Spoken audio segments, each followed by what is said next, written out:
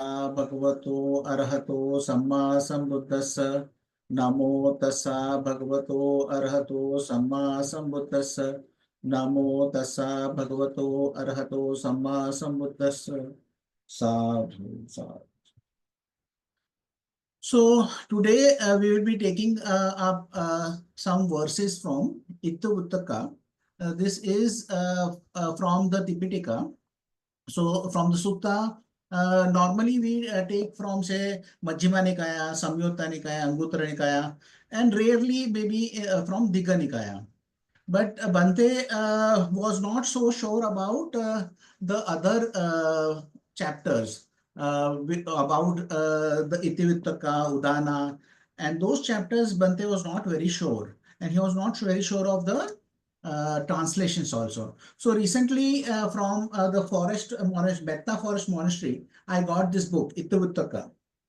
So this book is from those kind of old sayings of the Buddha. And there is a very good story behind this Itivuttaka also. There was a king of Kosambi, and she had a queen. And the queen had a servant or a worker who would work with the queen. So she went on the behalf of the queen to listen to the Buddha. She would come back and she would recite the verses. This is the way she recited the verses which we are going to read. And then she would also recite the verses to the 500 attendees of the queen. So the queen had a staff of 500 other women who would attend to her. The Buddha said that in another Udana that when they all passed away, there was an accident and they all passed away, everybody was at least a Sotapanna because she was such a good teacher of the Dhamma, the lady. She was considered to be a lay disciple, the best. I'll just read. She was commented that all of the women reached when the okay, one second. She was also an effective teacher when the inner apartments of the palace later burned down, killing the queen and her entourage. The Buddha commented in Udana 7:10 that all of the women had reached at least stream entry, the first stage of awakening. So she was the foremost of lay woman disciples in terms of her learning. So she was considered to the foremost in the learning. So this suttas which are there are a little different because I have heard certain suttas which are similar, but over here the way it is presented, it is a little different. It will not take a lot of time. They are very small suttas, but I said that it gives us a new perspective for the merits. So there are two perspectives of merit which are there, which I will be discussing as we are reading this. So we will start with Itivuttaka 22. This was said by the Blessed One, said by the Arahant. So I have heard. So the starting itself has a little bit of difference. So I have heard is normally attributed to Ananda. One second. Yes? Yes. I am on a phone. So we will continue. So this was said by the Blessed One, said by the Arahant. So I have heard. So in the starting itself, we see that there is a different way of presenting this sutta. Monks, don't be afraid of acts of merit. So this is a strange statement. Don't be afraid of the acts of merit. But in the current time itself, when I was in the forest monastery in Thailand, and I had many interactions, there was a discussion about not being kind of not doing acts of merit or not seeing this as an act of merit when we are doing meditation or any kind of mental development. So why was this? Because they were afraid that if we are earning merits, then we'll go into the heavenly realms and we will not have opportunity to develop our minds. But that is also not correct, because in other places like Anguttara Nikāya, Buddha has said that if you are even going into the heavenly realms, your mental development can continue. So those are the certain kind of misunderstandings which were there. That is the reason the Buddha starts with telling the monks, don't be afraid of acts of merit. This is a synonym for what is blissful. So the acts of merits are synonym for what is blissful, desirable. So that is what is something which is desirable, pleasing, endearing, and charming.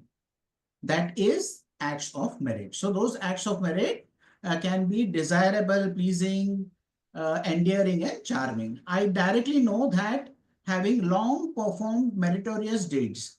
So Buddha is talking about his own experience with meritorious deeds. So the Buddha is talking about the period when there are three periods the Buddha talks about.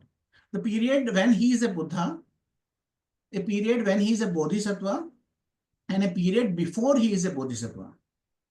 So there are three periods the Buddha mentions about his own life and the stories about his own life. So he will say, when I was over here in Savatthi and I gave this kind of teaching to this kind of monks, or he will say that when I was a Bodhisattva, sorry, still unenlightened,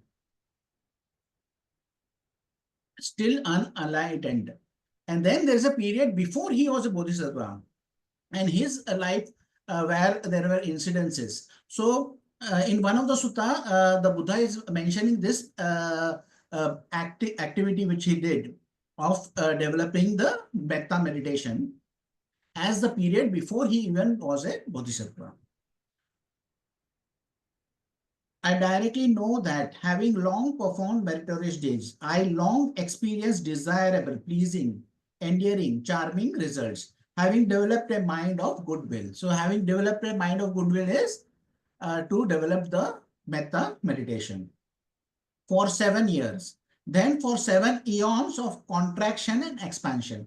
So what are the eons? It's a Mahakapa. So what is he saying is expansion and contraction. So as we believe currently, this is mentioning the Big Bang. That is the expansion.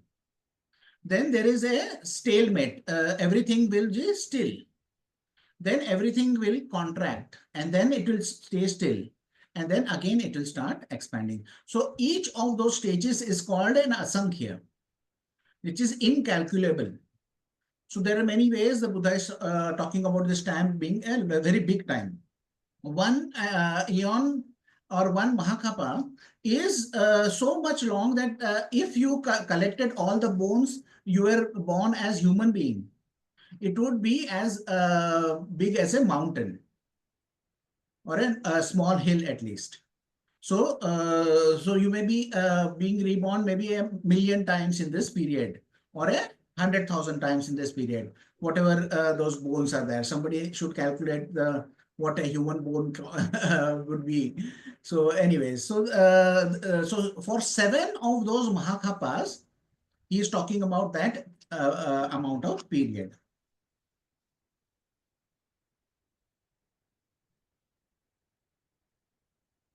I didn't return to this world. So he said that he did not return to the world means he was not born as a human. Whenever the eon was contracting, I entered the realm of radiance. So according to your merits, when the life is possible only in the expansion stage, and when there is contraction or there is stillness, then at that time, there is no possibility of life. So they will go into different Deva realms. So he went into the realm of the radiance. Whenever the eon was expanding, I reappeared in an empty Brahma abode. The empty Brahma abode is a kind of a symbol for being born as a Mahabrahma. Because what happens is, because of ignorance, when someone is born in the empty Brahma realm, then he thinks that I am the only one over here. Then that is the reason I am the creator. And he thinks that I am alone. So after some time, he thinks maybe I should have somebody, a companion. And somebody appears. And there is no time difference because the difference of time we know because of day and night. We know because we become hungry. If you are in a comfortable position and somebody has no measurement for measuring time, then you will not know how much time has passed. So the Brahma, when he is born in the Brahma empty abode, he thinks, oh, it is nice that somebody should be there with me. And somebody appears over there. And he said, oh, I created that person through my thought. But this is a process of repopulating of the Brahma realm. So then the person who comes over there thinks, oh, he is there over here and I was not here before that. So he must be my creator. And he says, you are my creator, you are the Mahabrahma. So that is how this happens. So based on the merit, the person who has the highest merit will be born, and then he becomes the Mahabrahma. So he says, I appeared in an empty Brahma abode. There I was the seer, the wielder of power. Then for 36 times I was Saka. So the Saka is the head of the Tavatimsa, the 33, the heaven of the 33. So that is also a very important kind of heavenly realm. And this heavenly realm is also very important in Indian mythology, where it is considered Indra. And the description of the Saka and Indra are very much similar. There are many stories also which are very similar to which is there of Indra and Saka. There is one story where Indra has made a big palace, and there was one sage who was there who came to see. So the Indra is mentioning this palace and everything, and the sage wanted to show that what is the power of spirituality. So he puts his thumb down and presses on the ground, and the palace starts to shake. And this is same mentioned in the suttas also about the Moglana, I think. Moglana goes to see the Saka, and this is the same story which is repeated. So you can see that this is also a kind of concept which is there in the Indian mythology, the Saka. So he is a powerful Deva king, ruler of the Devas. For many hundreds of time I was born. I was a king, a wheel-turning emperor, a righteous king of Dhamma, conqueror of the four corners of the earth. So there is one designation among the human which is considered the highest. It is the wheel-turning monarch. He becomes the king without having a bloody fight. He has an army, but the army does not have to have a fight. The army, wherever the army goes, the other army surrenders and joins the army. So when he goes somewhere else, then that happens the same. So he has a horse which appears with a flag, white horse, and he follows the horse, and that is how he conquers the whole of the earth. And the pleasures which a monarch which is experiencing is the highest pleasures as a human being. But they are much lesser than the Deva pleasures. The difference between a tree Deva and a wheel-turning monarch, the Buddha said that if you have the pleasure of a wheel-turning monarch, it is like a stone. But if you consider the pleasures of a tree Deva, it is like a mountain.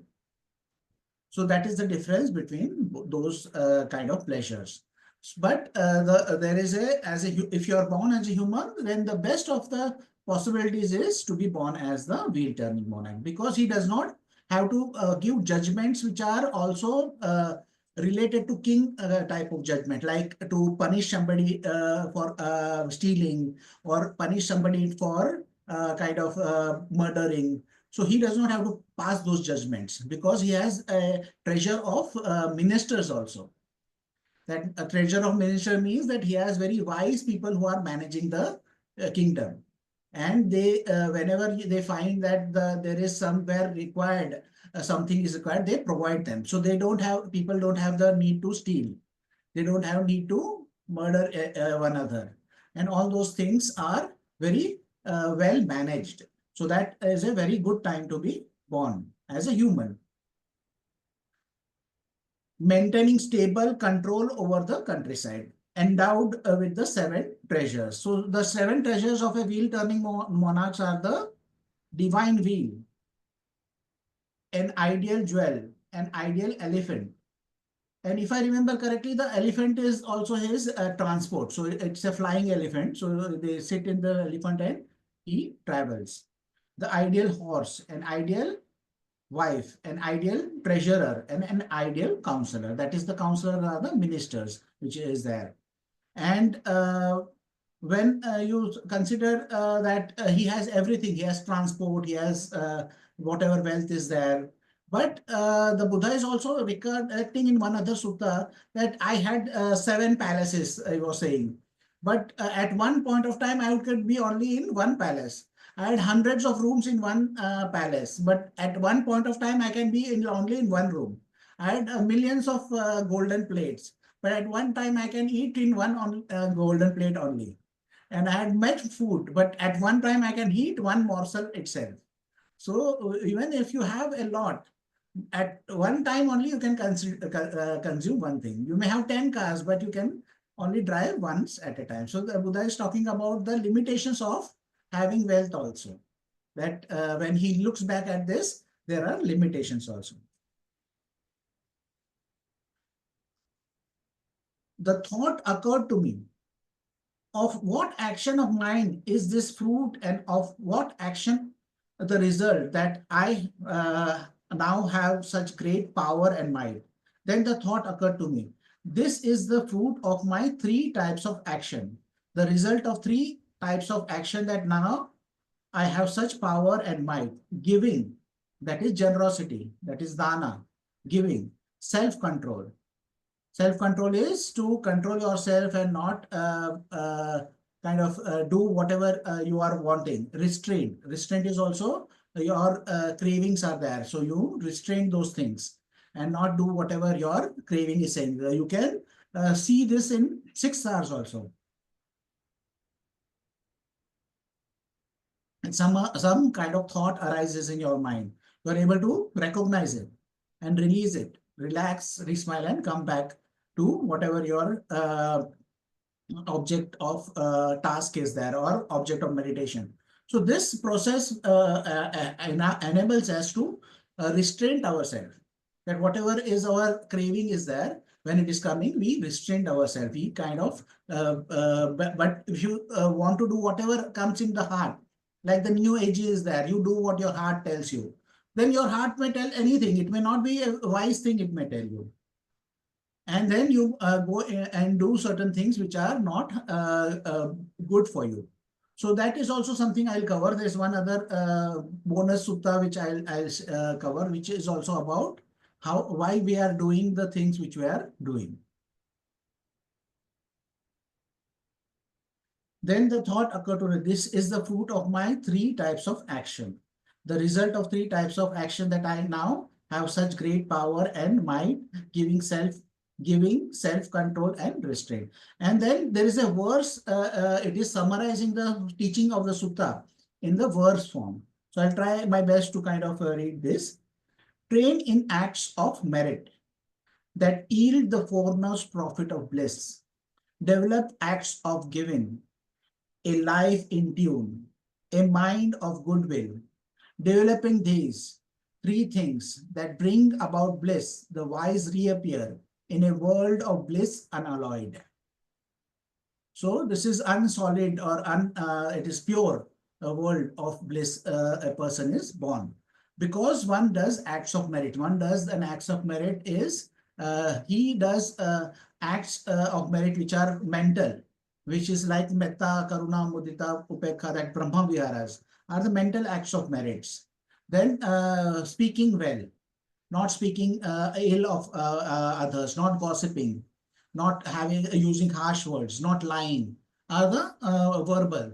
And acts of the body are giving dana, giving support to somebody, doing work for somebody else. If he is not able to cross the road, we help them to cross the road. That is through the body we are doing those kind of acts. So those kinds of acts one has to develop. And once they develop, they can be very fruitful. Like the Buddha is talking about when he was doing the metta, developing metta for 7 years. For 7 Mahakapas, he was a Brahma, Mahabrahma. Then he was the world-turning monarch for hundreds of times. And then many hundreds of times he was also a king. He was born as a king. So those acts of merit don't go unpaid. So you are paid for your good acts. So that one has to remember. So then there is one other things about merit. Because one concept of merit which we normally I used to kind of learn is that is dana itself.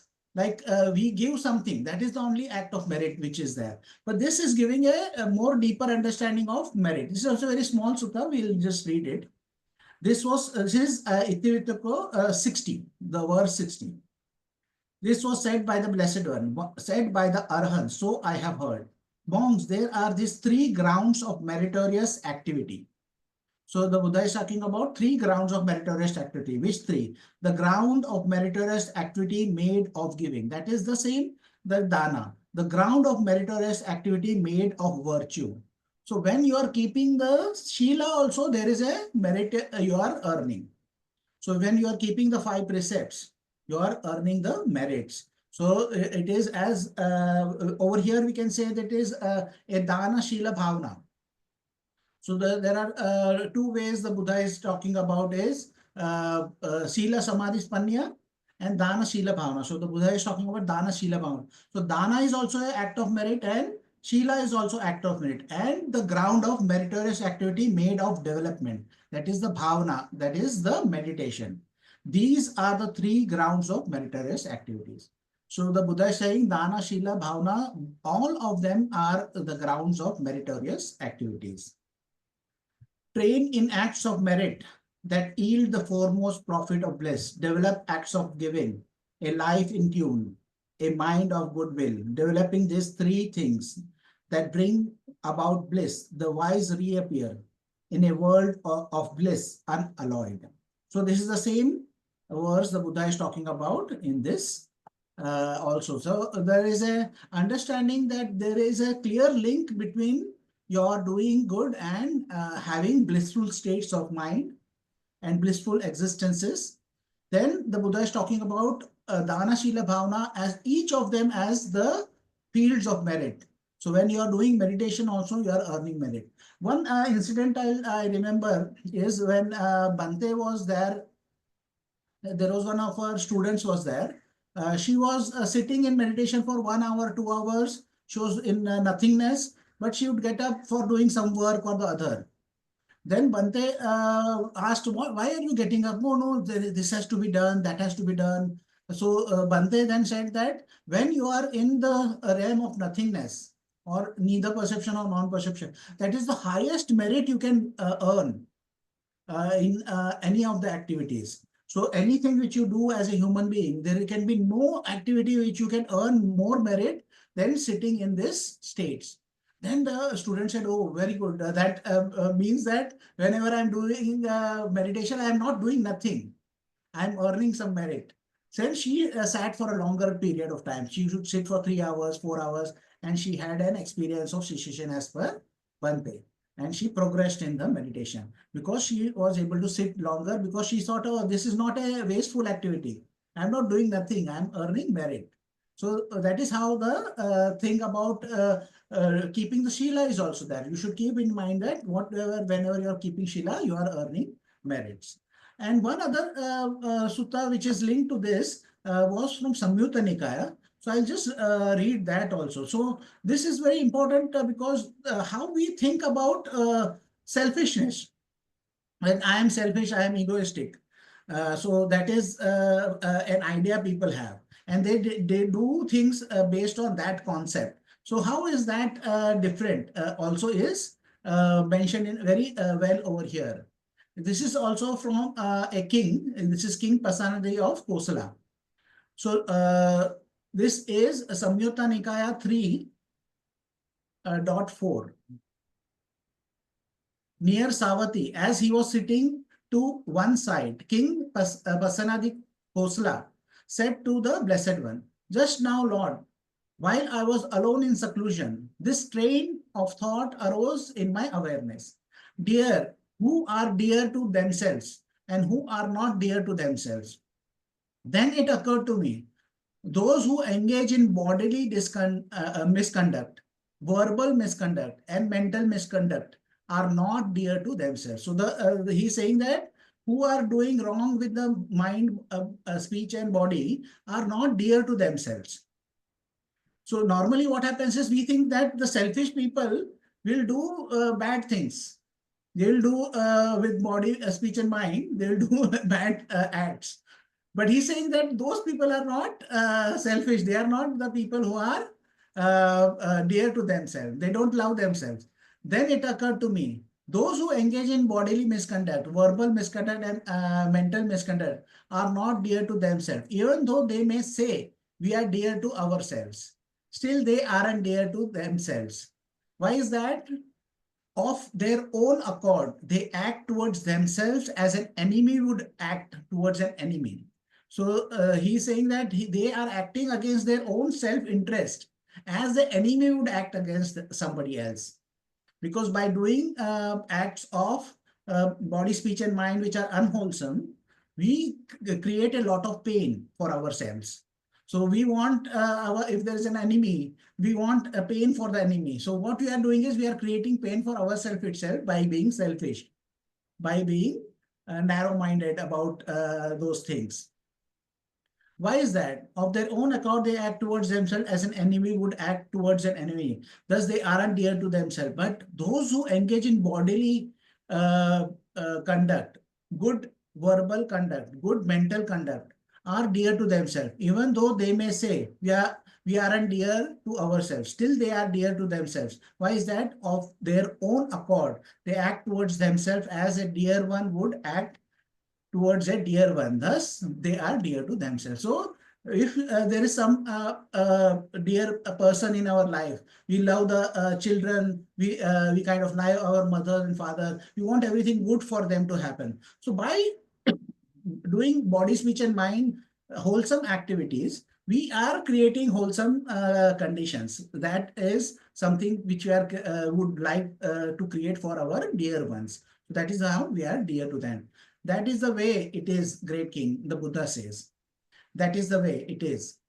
Those who engage in bodily misconduct, verbal misconduct, and mental misconducts are not dear to themselves. Even though they may say we are dear to ourselves, still they aren't dear to themselves. Why is that? Of their own accord, they act towards themselves as an enemy would act towards an enemy. Thus, they aren't dear to themselves.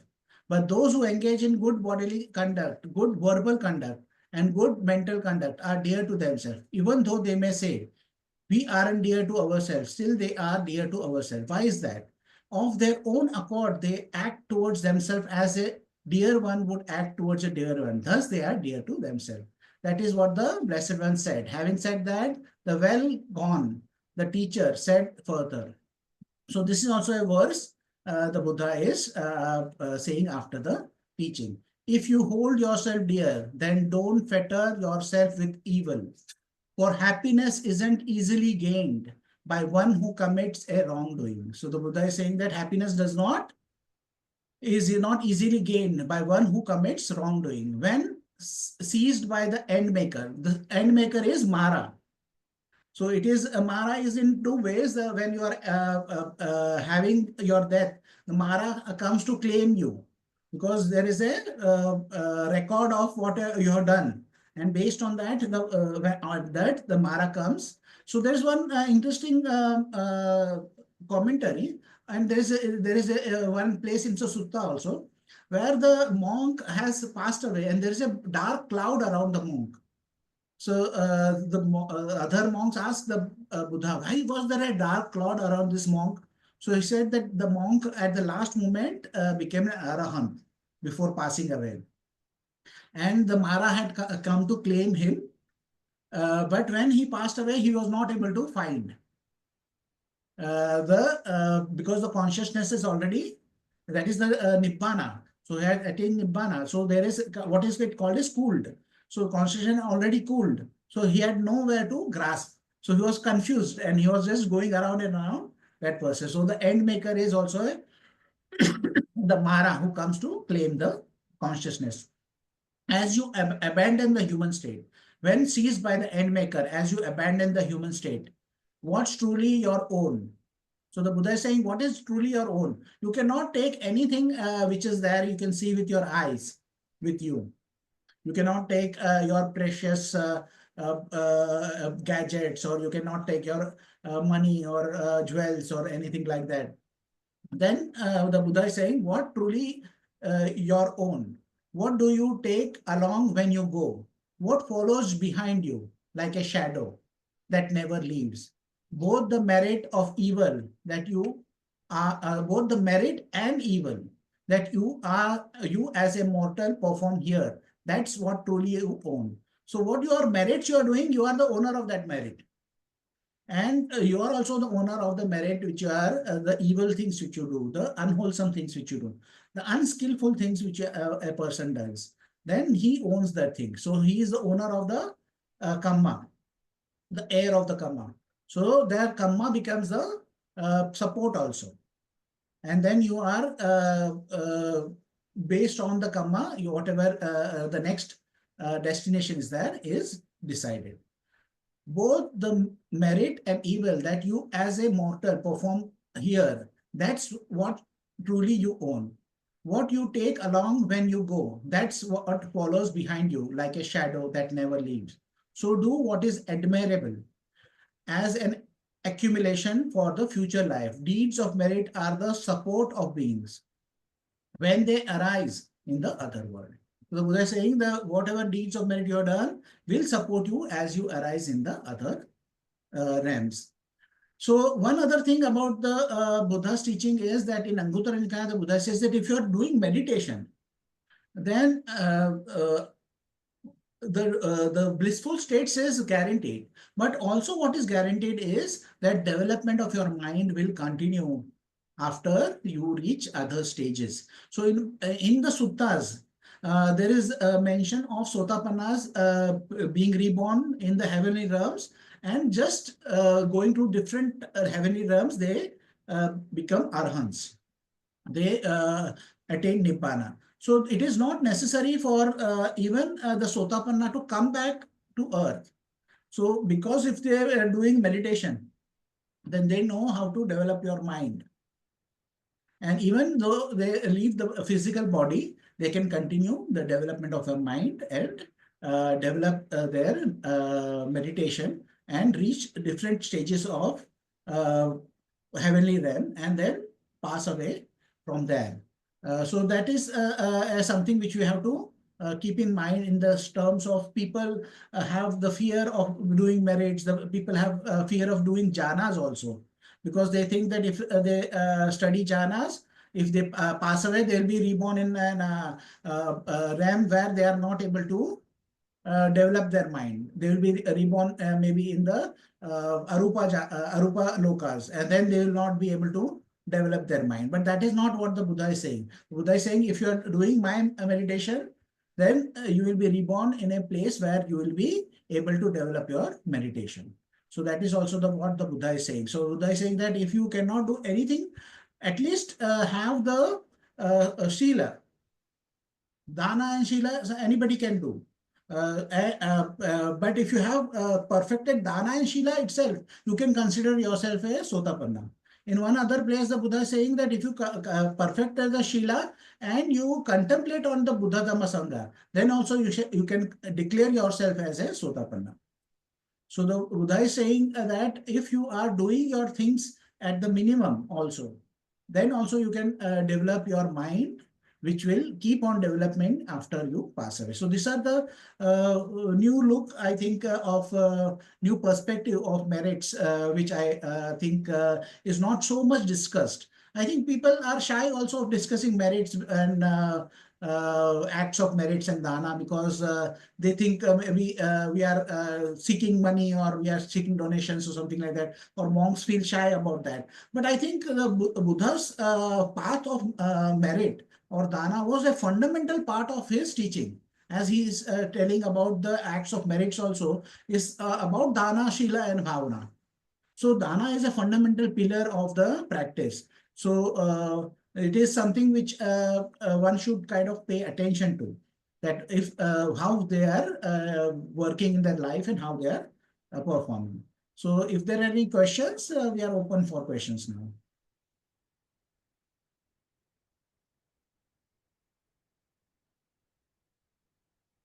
Any questions regarding this sutta? Everything is very clear? Thank you, Bhante. It was a very nice talk. Yes. Thank you. Very nice Okay. talk. And May, do you have anything? It's very clear, Bhante. And it's thank you, Bhante, for finding the link.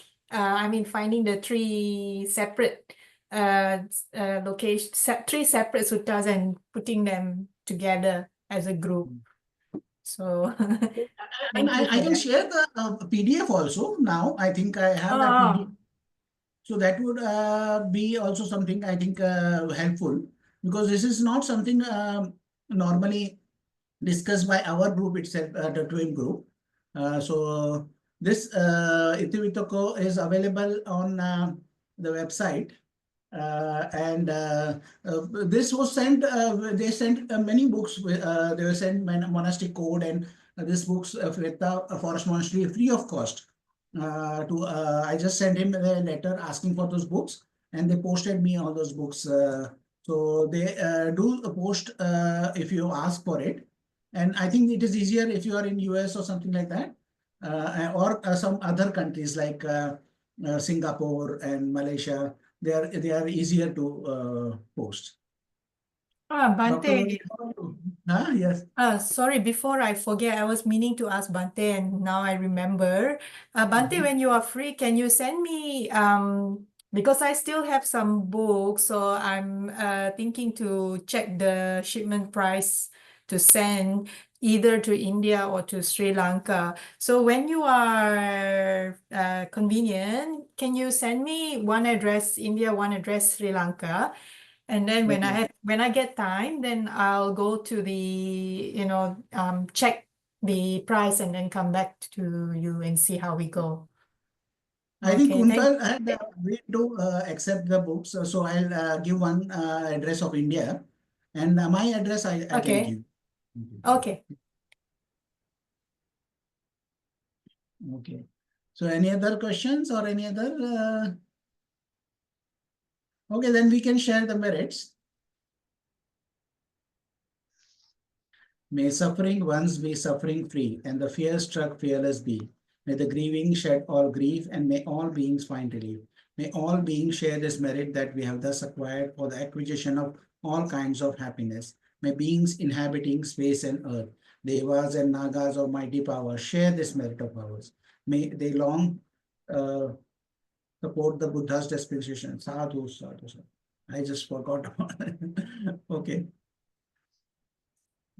Take care, everybody, and please keep coming to this sessions in Sunday and Wednesday.